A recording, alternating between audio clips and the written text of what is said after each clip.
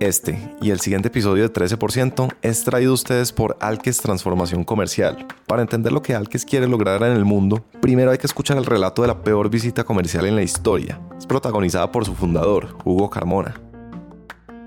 Un día yo trabajaba en una empresa chiquitica. Como muchos de los que trabajamos en ventas, pues arrancamos o trabajamos en empresas que no son reconocidas y que pues la gente no hace fila en la puerta para comprarnos las cosas. Y fui a una visita comercial lejísimos, era como en el sur de Bogotá. Yo vivía y trabajaba más hacia la zona más norte de Bogotá, y entonces podía haber tranquilamente hora y media de traslado entre un lugar y otro. Y en la visita comercial no me fue bien.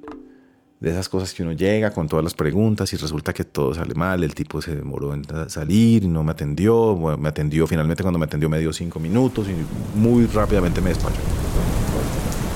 Yo me acuerdo que salí de esa visita, estaba lloviznando, yo no había llevado paraguas. La calle en esa zona del sur era una calle sin pavimento. Entonces, cuando iba entrando, estaba lleno de polvo, mis zapatos recién lustrados, llenos de polvo. Y cuando iba saliendo estaban llenos de barro, o sea, no podía ser peor el escenario, era horrible lo que estaba pasando. Y me suena el teléfono.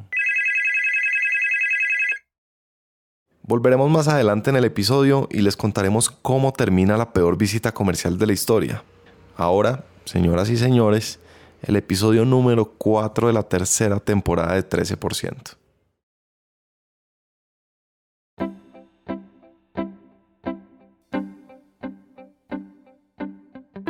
La protagonista de esta historia es Paola Romero, pero antes de escuchar su voz, escuchemos cómo suenan 2.000 personas metidas en un mismo auditorio. Precisamente en un auditorio enorme empieza la historia de Paola. Bueno, la historia que vamos a contar de Paola. Era el día de su grado de maestría y así lo recuerda ella. Estar en un escenario de más de 2.000 personas, la mayoría estadounidenses con historias de vida incluso mucho más satisfactorias que la mía, pero la mía no dejaba de ser menos feliz, porque estaba yo empezando con la idea de unos merengones, esperando que me llamaran para entregarme el diploma del máster. Como se podrán imaginar, esta no es una historia de un grado cualquiera. O sea, no es como que el grado en sí haya sido un evento increíble. No, esto tiene que ver en realidad con los eventos que se desencadenaron antes de ese grado. Eventos que les vamos a contar en un momento. Eventos que hicieron que cuando en un auditorio de 2.000 personas anunciaron el nombre de Paola, ella reaccionó algo distinto al resto de los graduados. Me llaman y yo, de alguna manera, esto fue como súper involuntario, levanto mis brazos y se me escurren las lágrimas y fue mi celebración. Entonces para mí valió absolutamente la pena. Absolutamente.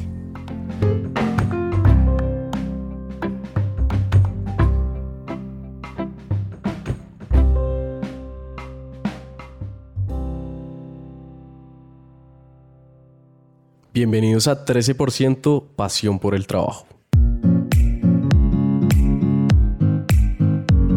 Yo soy Nicolás Pinzón. Y yo soy Andrés Acevedo, y nos parece absurdo que solo el 13% de la población mundial ame su trabajo. Por eso creemos que es vital contar las historias de esa minoría especial, esa que no odia los lunes ni espera impaciente a que llegue el viernes, ni trabaja solo por dinero. Con la ayuda de todos ustedes queremos darle un nuevo sentido a esa parte de nuestras vidas que se llama trabajo.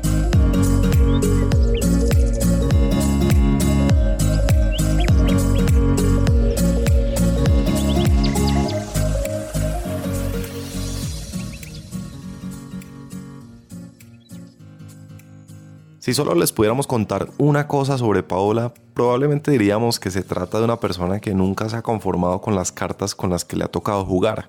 Y con esto no estamos repitiendo ese consejo tan cansón de sal de tu zona de confort. Todo lo contrario, la historia de Paola no es una de confort ni de lujo. De hecho, es una historia que empieza con una decisión absolutamente limitada. Una decisión que Paola debía tomar con apenas 15 años. Este colegio tenía una particularidad y era que era técnico comercial. Entonces, cuando tú llegabas a 10º, escogías camino. Si te ibas por secretariado, si te ibas por contabilidad. ¿sí? Entonces yo dije, bueno, pues contabilidad es un poco como, tiene más proyección que estudiar para ser secretaria. Y yo siempre como que en la vida había tenido cuestionamientos de los roles de las mujeres sobre todo en la etapa laboral. Y dije, bueno, pues hagámosle con contabilidad, que yo creo que tiene como más cosas para hacer. A Paola, que tenía la vida definida desde los 15 años, se le pegó ese virus tan propio de la gente del 13%. Ese que hace que a la persona le rasque el cerebro, se sienta incómoda dentro de su propio cuerpo y las dudas existenciales le inunden la mente. Para mis papás era importante, sobre todo en términos económicos, que yo me mantuviera en el SENA, ¿sabes? Pues no, casi que no pagaba nada, pero algo sentía que no estaba mal y que no era para mí. Algo sentía que había mal y que pues ese no era mi camino. Entonces lo consulté con mis papás. Mi papá sí fue un poco más reacio a la decisión. Mi mamá sí fue, y siempre ha sido así. Mi mamá siempre como que me ha apoyado en cada decisión que tomo.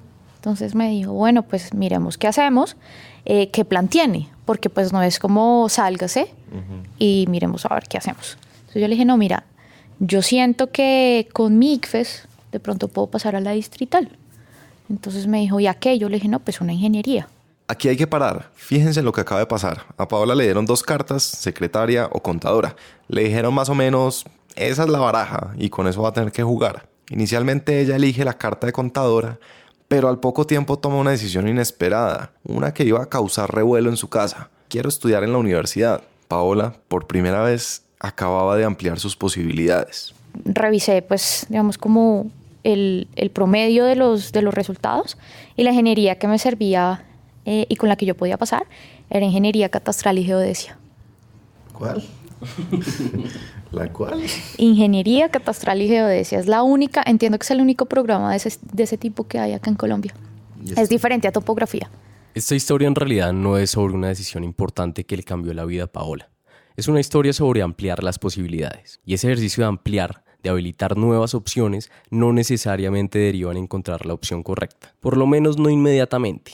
Es más, a veces el proceso lo lleva a uno a lugares que nada tienen que ver. O bueno, en el caso de Paola, a carreras que no resuenan con uno. Pero a ver, tú viste una página de internet que decía, más o menos con estos puntajes, este rango de puntaje, esta carrera. Exacto. Y te daba para... Y me daba para esa carrera. Con un nombre fascinante. Y tuviste ese nombre que... Y dije, wow, o sea, esto es revisar entonces y hacer cosas importantes, modelos matemáticos, revisar el suelo y mirar un poco cómo se adapta entonces la geodesia, sobre todo a ámbitos rurales y temas urbanos. Entonces yo dije, bueno, miremoslo. O sea, te entusiasmó. Me entusiasmó, pero había un pequeño inconveniente. Malísima para las matemáticas en el colegio. No puede ser. Malísima. Entonces yo dije, bueno, entonces... ¿Cuán mala? ¿Cuán mala? Uf. O sea, para mí yo creo que álgebra lineal fue pues el derrotero de revisar y un poco estudiar qué estaba haciendo con mi vida. Entonces tomé la materia 2 veces en la universidad y ahí fue que dije, bueno, ¿y ahora qué hago? Pero hubo una particularidad también ahí. Me gustaba mucho el núcleo de humanidades y ciencias sociales. Entonces yo estaba más enfocada como en las clases de filosofía, sociedad posmoderna y todas esas cosas. Entonces yo dije, bueno, aquí hay algo. Entonces un día me senté a hablar con mi profesor de filosofía de la distrital. Me dijo, oiga, yo usted no la veo haciendo esto. ¿Usted no ha pensado tal vez estudiar otra cosa? ¿Usted qué tal, como no ha considerado el derecho? Para este momento Paola ya había demostrado algo, que tenía la capacidad de ajustar el plan y hacer los cambios necesarios sobre la marcha. El problema con este último cambio era que para estudiar Derecho tenía que entrar a la Universidad Nacional en Bogotá, una universidad pública a la que es difícil entrar y particularmente en ciertas carreras. Me presenté 2 veces, no pasé. Y empecé a hacer un estudio como cuáles eran mis opciones, aparte de las universidades públicas. Y dentro de todas las que revisé, mi opción era la libre. Entonces les hice un día como un pitch de 15, 20 minutos a mis papás de quiero estudiar esto por estas razones y esto es lo que hay que hacer. Y lo mismo, mi papá un poco como... Sí. Estaba dudando muchísimo y bueno, en principio, ¿qué va a hacer con la plata? Pues obviamente es una matrícula mucho más cara, porque en la distrital yo pagaba 300.000 pesos, un poco. ¿El semestre? Sí, el semestre, porque es por estrato. Sí. Entonces en ese momento con mis papás éramos estrato 3. Entonces no pagaba mucho, claro. Pasar de pagar 300.000 pesos a 6 millones de pesos el año, pues fue una diferencia bastante amplia. Y papá me dijo como, bueno, ¿qué hacemos? Imagínense eso. El cambio de ingeniería geodésica a derecho era, en términos de dinero, pasar de pagar el semestre el equivalente a $100 a pagar $2.000. Ese simple hecho podría ser suficiente para que uno se desentusiasme. De pronto estoy soñando por fuera de mis posibilidades, podría pensar uno. A eso súmenle que el papá le diga a uno cómo vamos a hacer con la plata. Y el plan debería entonces terminar como una hoja de papel arrugada en la basura. Para Paola la cosa no era así.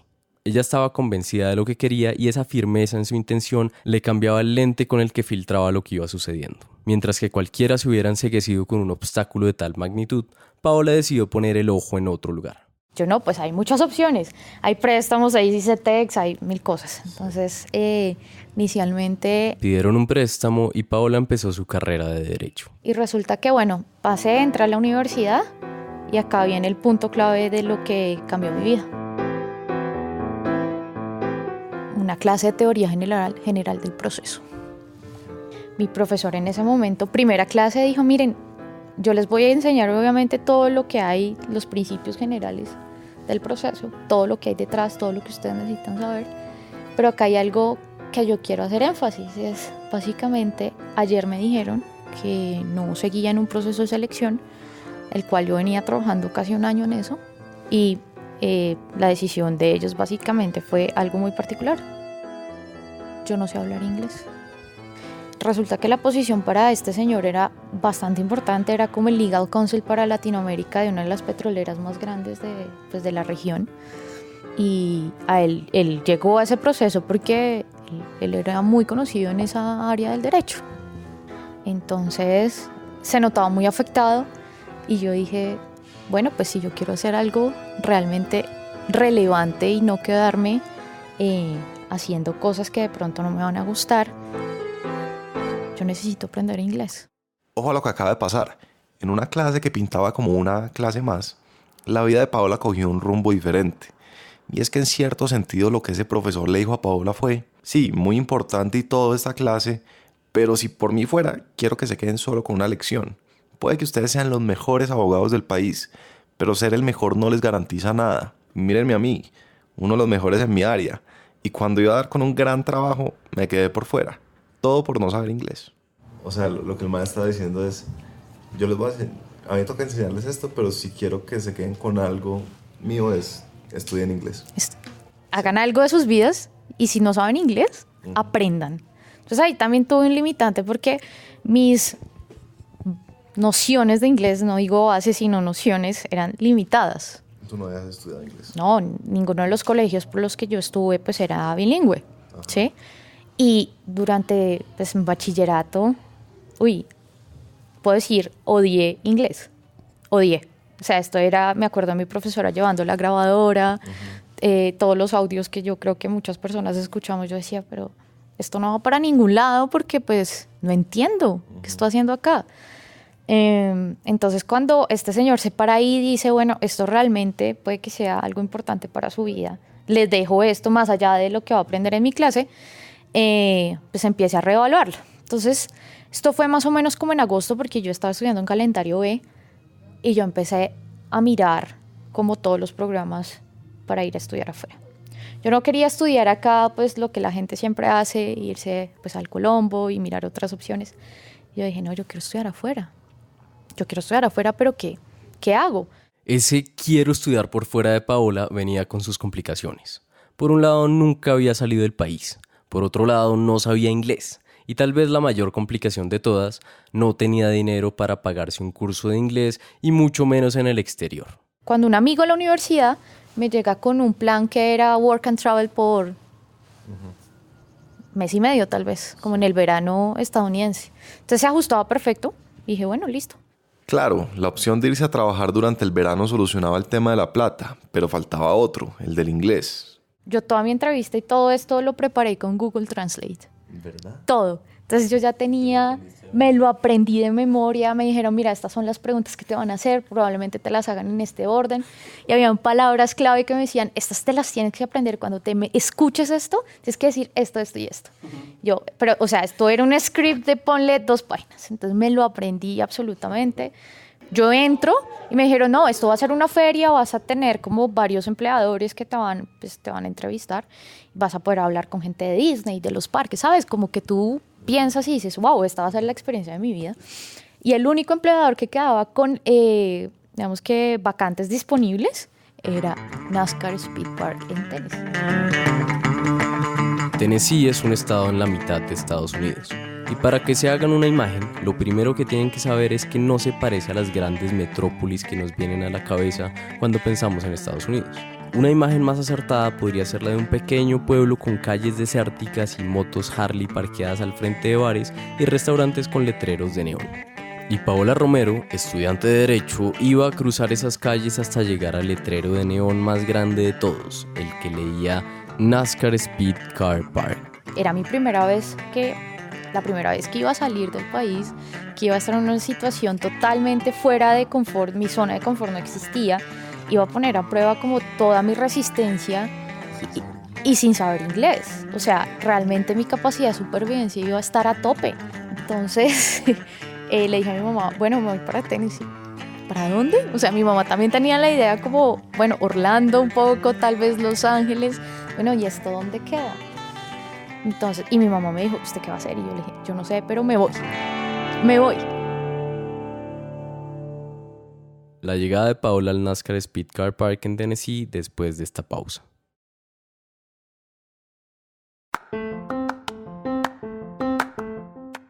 Estamos de vuelta con nuestro patrocinador Alques Transformación Comercial. En un día lluvioso, en una calle empolvada y con los zapatos llenos de barro, después de un fracaso absoluto en una visita comercial, Hugo Carmona recibe una llamada a su celular. Y era mi mamá.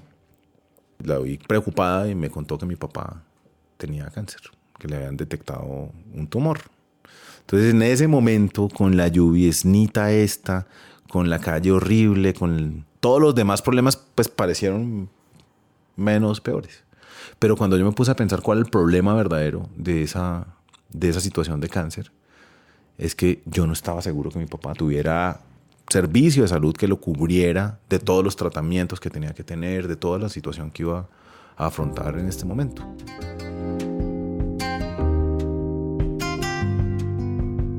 Yo le dije, pero un momento, entonces el plan de salud, ¿qué? Me dijo, no, ¿te acuerdas de una señora, amiga de nosotros? Sí, claro. Pues resulta que como 4 meses ella le vendió a tu papá un plan de salud. Y pues estamos cubiertos con ese seguro. Entonces, yo cuento esto porque pues fue muy afortunado. Si no hubiera estado esta señora, mi papá no habría conocido a sus nietos. ¿Sí? Pero allá, ella se ganaría una comisión, quién sabe cuánta plata, seguramente mínima, por haber hecho esa venta. Ella de pronto no sabe que lo que se ganó no fue una comisión. Lo que se ganó fue una historia de vida, una historia familiar, ¿me entiendes? Una historia de amor, una historia de heroísmo. Mi papá superó ese tratamiento con estoicismo, siendo un duro. Porque es que cuando pensamos en un vendedor no pensamos en un héroe, sino que pensamos en una persona insoportable que nos va a vender cosas que no necesitamos, o los empresarios piensan como en un activo cualquiera del cual pueden deshacerse en cualquier momento. Por eso yo quiero resignificar la palabra vendedor. Los vendedores que se creen el cuento de que son inoportunos y molestos sufren de 2 enfermedades. Por un lado detestan su trabajo y por otro lado venden menos. En Alques Transformación Comercial tienen el propósito de inspirar a las personas, de guiar a los vendedores a resolver grandes problemas, de cambiar este mundo de vendedores frustrados por uno de vendedores inspirados, de ayudar a las empresas a pasar de estar estancadas a no solo encontrar su propósito, sino además vender más.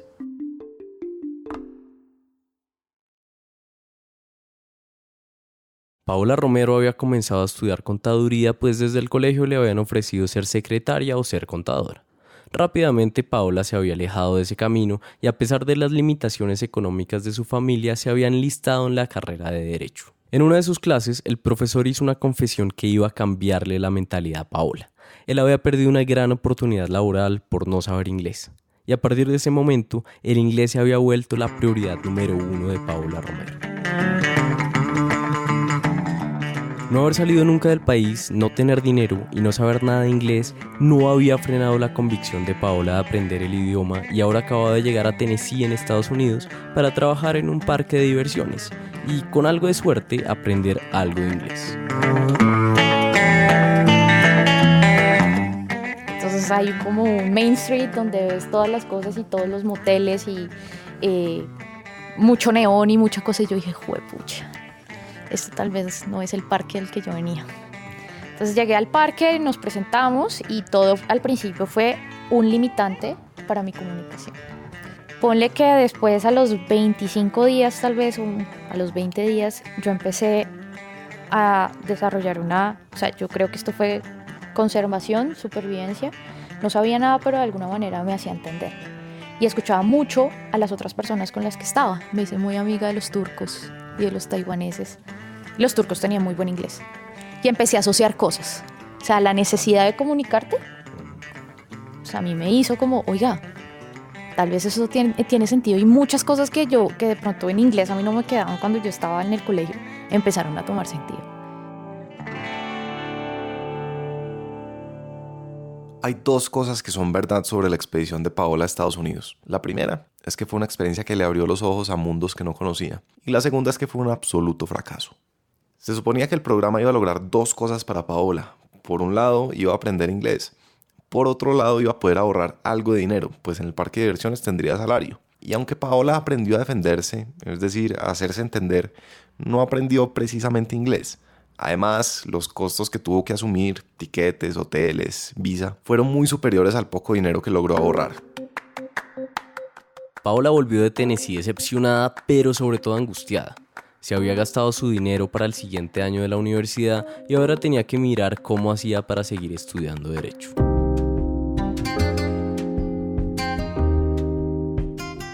Terminamos pues con un gota a gota pagando la universidad del siguiente año. Y yo dije, ¿en qué me metí? Esto es una locura. O sea, metí a mis papás en el peor negocio de la vida. Cuando Paola dice que metió a los papás en el peor negocio de la vida, no está exagerando. El gota a gota es un préstamo informal en el que las personas prestan dinero sin pedir garantías a cambio. Eso sí, lo hacen a tasas de interés muy altas. Y además existe el riesgo de que el prestamista recurra a intimidaciones y a violencia para recuperar su dinero. Había escuchado también de esa figura y dije, juepucha, o sea, acá nos van a venir a matar a todos si no tenemos la plata en 2 segundos, ¿qué hacemos?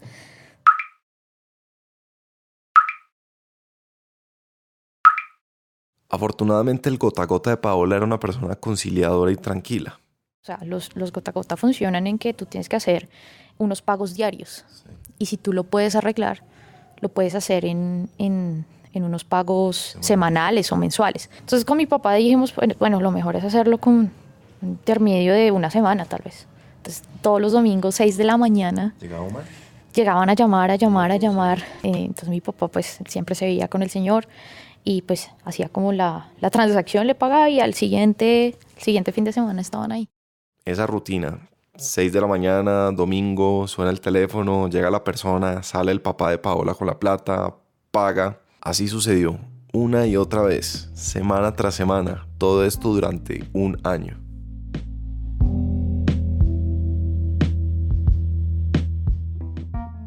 Los más o menos $2,000 que costaba el año universitario de Paola terminó convirtiéndose, con las tasas de interés del gota a gota, en muchísimo más dinero.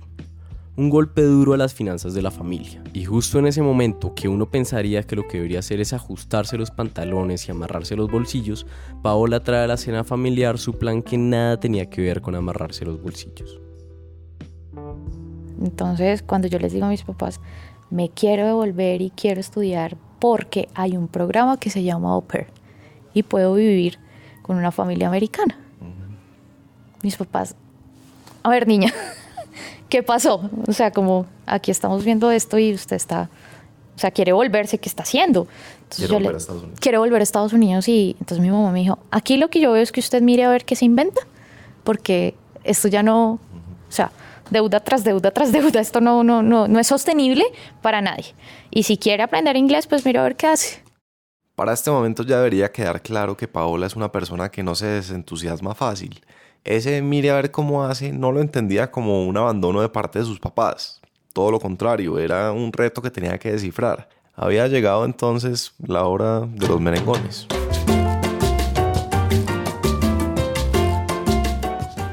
Y dije, bueno, tengo que hacer algo, voy a vender merengones. Voy a vender merengones afuera de la casa de mi abuela. Mi mamá me ayudó y empezó a mirar y me dijo, si usted empieza a vender los fines de semana, le va a quedar esto de ganancia. Y si lo hace por tanto tiempo, esto es lo que le va a quedar. O sea, tú delegaste las matemáticas de tu Mi mamá lo hizo todo el negocio y empezó a armar el modelo financiero y me dijo, en 8 meses, saliendo todos los fines de semana a vender 40, 50 merengones, usted se saca la plata para lo que necesita hacer. ¿Y tú sabías hacer merengones? No, los compraba. Ah, ok. Alguien los vendía y yo los compraba. Y los vendía fuera de la casa de mi abuela. Okay. Con una mesa, unas ¿Afuera de tu sillitas, sí, afuera de la casa de mi abuela. Okay. Porque era sobre una avenida principal acá en Bogotá. Okay. Y hasta los carros paraban y se volvió como plan de fin de semana. Yo era muy tímida también, entonces como que sí, buenas, vendo merengones, como que no era como la mejor carta de presentación, pero un poco también como ese proyecto que tenía a mediano plazo me hizo cambiar muchas cosas y funcionó muy bien. Funcionó tan bien que en solo un año ya tenía el dinero suficiente para irse nuevamente a Estados Unidos. Esta vez trabajaría de niñera para una familia americana. Y viví con ellos 2 años y en ese momento Samantha, la niña que cuidaba, tenía 6 tal vez, 5 y medio, e iba a empezar el colegio. Entonces no era tan difícil porque ella se iba a estudiar y yo me fui y me inscribí a un community college.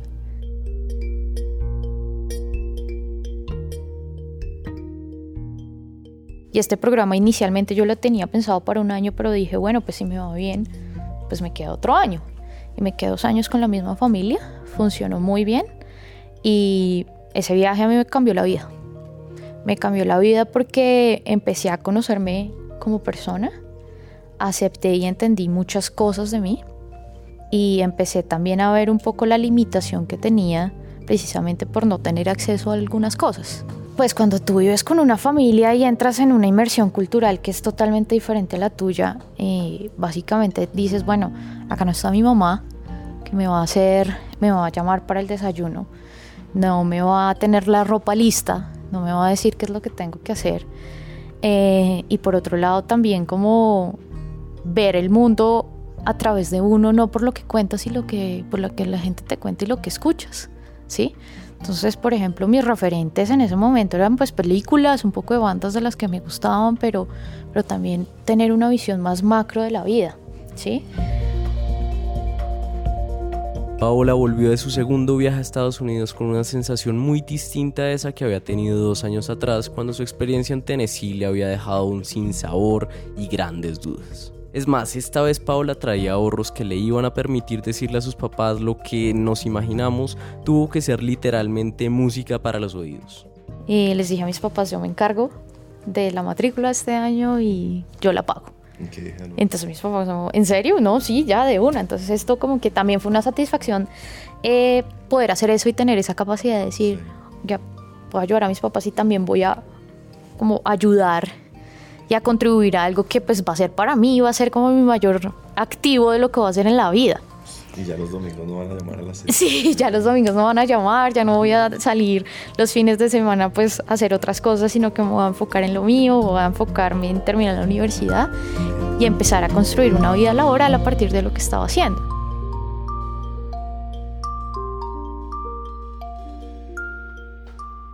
Cuidado, no caigan en el error de creer que ya Paola cumplió su objetivo de aprender inglés y ya lo difícil pasó.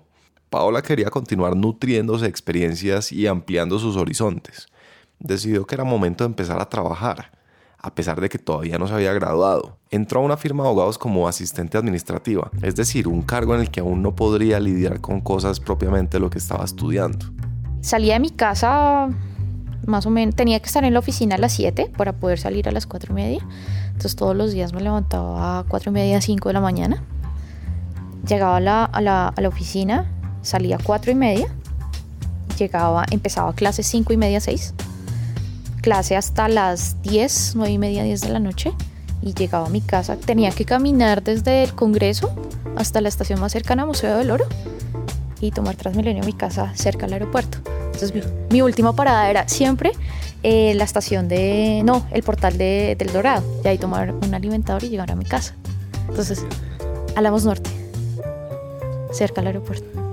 Entonces mi rutina se convirtió 5 de la mañana, 11 de la noche, dormía poco. Nada.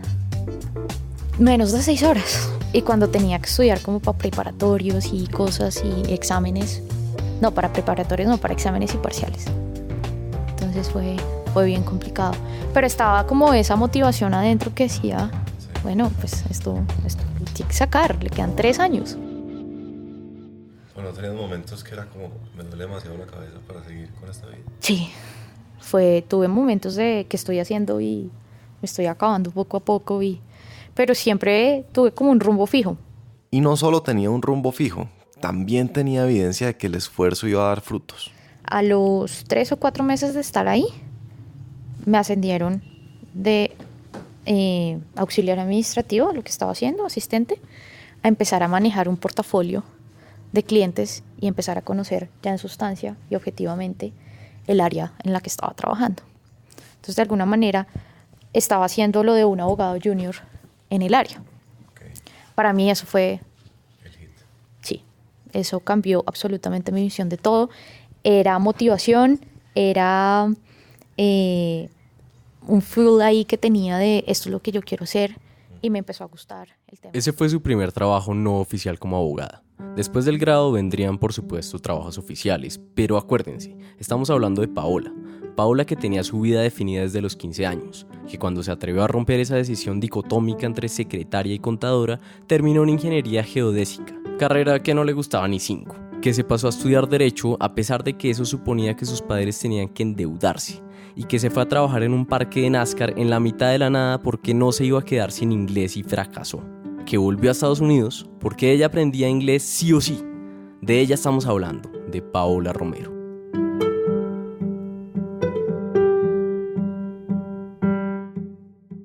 Antes de cerrar la historia de Paola, queremos hacer un pequeño ejercicio. Queremos mostrarles un par de factores que creemos que son excepcionales de su historia. Y es que, claro, uno puede quedarse con la idea de que se trata de una historia de creer en uno mismo y hacer sacrificios para lograr lo que uno quiere. Pero creemos que hay elementos que pueden ser aún más útiles en sus propias vidas. El primero es este. En todo gran proyecto, académico, creativo, profesional, es inevitable dudar de uno mismo. Y por más retiros espirituales, meditación y confianza que uno tenga, no hay mejor cura para la duda que la validación de una persona externa, ojalá de una persona que uno admire. Y yo siempre acudo a una persona muy importante, y esa persona siempre ha sido la que realmente ha motivado y la que me ha dejado volar. Y me ha dicho, no hay límites de nada, hágale, y ha sido mi mamá. Segundo factor. Usted puede haber tomado la decisión más difícil del mundo, la más incómoda para usted, pero si no hace una evaluación realista y cruda de la manera de llegar allá, no tiene nada. No estamos diciendo que tengan que tener un plan de 53 pasos precisos para cumplir la misión. Los planes, bien se sabe, tienen que ser flexibles y adaptables. Pero lo que sí estamos diciendo es que si se quedan pensar positivo y esperar que el universo se organice y conspire para cumplirle su sueño, probablemente nada va a pasar. Puede que en este momento estén confundidos con esta historia, y es que pareciera que tiene que ver más con educarse que con trabajar, pero no se equivoquen, lo que hizo Paola no fue otra cosa que ampliar sus posibilidades para ponerse en una posición que incrementara sus probabilidades de entrar al 13%. Los que ya nos han escuchado antes reconocerán este mensaje. Hacer parte del 13% exige modificar sus circunstancias y sus actitudes, hacer que pasen cosas en su vida, y eso es producto de trabajo y método, no de esperanza. Con mi mamá empezamos desde una conversación muy temprana, como a darle forma a las cosas y a empezar. Yo siempre le planteaba a mi mamá las ideas. Ajá. O sea, mami, me quiero ir a... Sí, y entonces con mi mamá empezamos como a botar corriente y a botar cosas y, bueno, ¿y qué sigue? Bueno, y entonces empiezan las preguntas difíciles, ¿no? Que siempre es importante tenerlas. Entonces como, bueno, ¿y qué va a pasar si esto? ¿Qué va a hacer acá? ¿Cómo lo va a hacer? Entonces un poco al principio puede ser una conversación incómoda porque ya de entrada te pueden decir, o sea, o pues para otras personas puede ser, ya me estás limitando, me estás diciendo que no, definitivamente me estás dando a entender que no se puede, sino para mí empiezan un poco a aterrizarme y a mirar como qué tan factible es, ¿sí? Entonces con mi mamá empezamos con esas preguntas incómodas a organizar y aterrizar las ideas, ¿sí? Y empezamos a darle como una forma y a modelarlas y a hacer un paso a paso. Entonces, por ejemplo, en el tema de au pair, mi mamá me dijo, bueno, está el tema de los merengones, ¿y usted cómo lo va a hacer? ¿Y dónde lo va a hacer? ¿Y cada cuánto?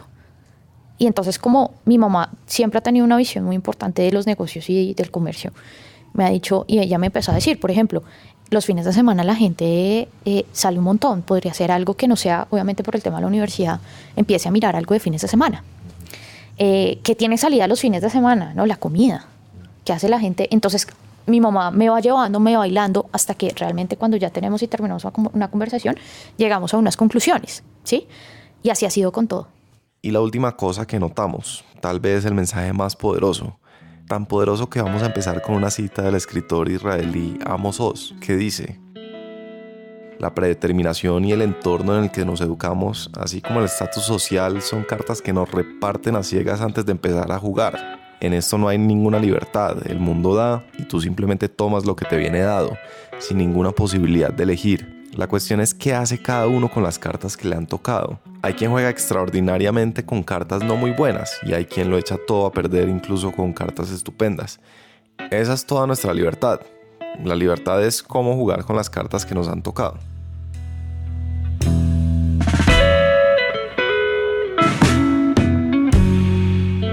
La libertad es cómo jugar con las cartas que nos han tocado, escribe Amos Oz. La historia de Paola sugiere una libertad adicional. Es la libertad de cambiar la baraja, de desprenderse de la original y salir en búsqueda de una baraja nueva.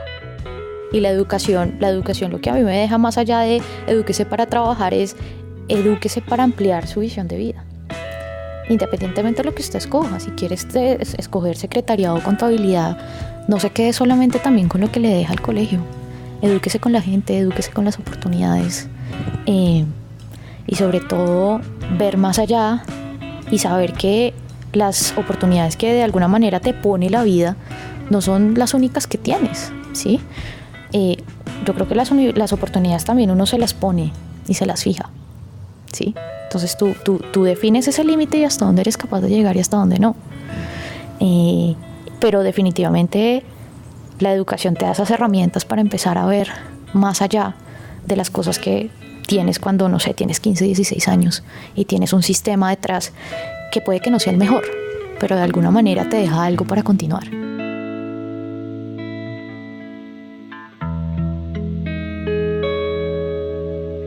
Antes de que se vayan, hay una última parte de la historia de Paola. ¿Se acuerdan que Paola vivía en Estados Unidos con una familia? Pues resulta que algunos fines de semana Paola se iba con amigos a Washington. Los fines de semana me iba a Washington D.C., pasaba por Georgetown y pasaba por George Washington. Siempre me gustó mucho la ubicación de George Washington y dije, algún día voy a venir a estudiar acá. Paola se había antojado de estudiar en la Universidad de George Washington. Algún día lo iba a hacer, una maestría. Claro, eso para cuando Paola estaba viviendo en Estados Unidos parecía imposible. Y dije, bueno, pues si en Bogotá estoy teniendo problemas para pagar mi universidad, no me imagino cuáles son los inconvenientes que voy a tener acá. Pues no, esto es imposible. Ya saben lo que va a pasar, ¿cierto? Estar en un escenario de más de 2.000 personas, la mayoría estadounidenses con historias de vida incluso mucho más satisfactorias que la mía, pero la mía no dejaba de ser menos feliz, porque estaba yo empezando con la idea de unos merengones, esperando que me llamaran para entregarme el diploma del máster. Me llaman y yo, de alguna manera, esto fue como súper involuntario, levanto mis brazos y se me escurren las lágrimas y fue mi celebración. Entonces para mí valió absolutamente la pena. Absolutamente.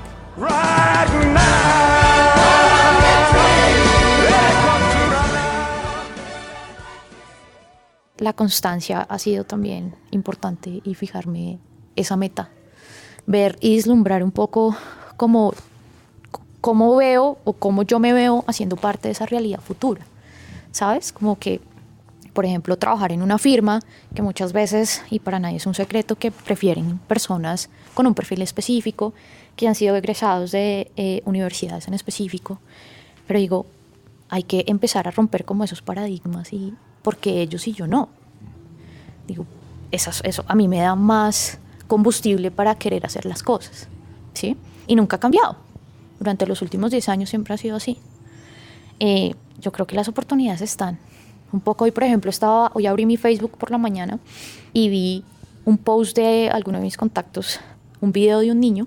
Fue a un centro comercial, fue a una tienda de tecnología de una marca conocida, y el niño se notaba que estaba haciendo sus tareas en una de las tablets que ponen de demostración.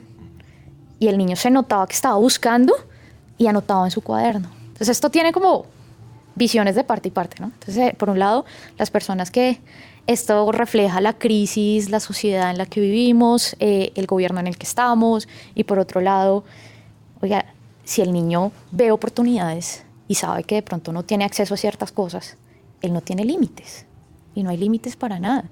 O sea, eso es un niño que con cualquier obstáculo va a tener una motivación y va a tener una oportunidad, ¿sí? A la gente le da pena. Poco también ha sido eso, que salir a vender a la calle o ofrecer merengones o cualquier cosa y empezar como un proyecto que sea diferente y no tradicional a lo que ya está. Pues la gente le tiene miedo a eso. Muchas gracias por escucharnos. Esto fue 13%. Nosotros somos Andrés Acevedo y quien les habla, Nicolás Pinzón. Si les gustó lo que acaban de escuchar, por favor ayúdenos compartiendo este podcast con alguien. Soy el fuego que arde tu piel. Soy el agua que mata tu sed. El castillo, la torre, yo soy. La espada que guarda el caudal. Tú el aire que respiro yo. Para conocer más de nosotros nos pueden seguir en todas las redes sociales que existen o pueden visitar nuestra página web www.13%.com. Ahí podrán encontrar más sobre nosotros, artículos, las próximas tertulias, el modo de pautar en 13%, en fin. ¿Cuáles deseos me vas a dar? Dices tú, mi tesoro, basta con mirarlo y tuyo será. Los créditos, incluyendo la canción del final, los pueden encontrar en las notas de este episodio. Muchas gracias y hasta la próxima. Y tuyo será.